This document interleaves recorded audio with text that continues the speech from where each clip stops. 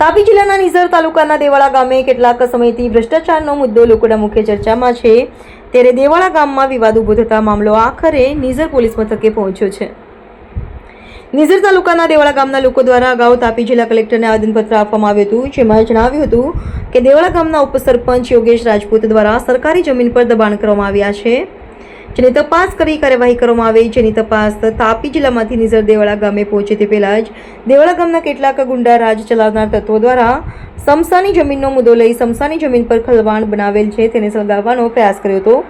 જેને લઈને દેવાળા ગામના લોકોએ નિઝર પોલીસ મથકે પહોંચી સરપંચ ધનરાજ ભીલ અને ઉપસરપંચ યોગેશ રાજપૂત અને ધર્મેન્દ્ર રાજપૂત વિરુદ્ધ ફરિયાદ નોંધાવી કાયદેસરની કાર્યવાહી કરવા માંગ કરી છે। હવે જોવાનું રહ્યું કે કેટલાક સમયથી ભ્રષ્ટાચારમાં ઘેરાયેલા દેવાળા ગામમાં ચાલતા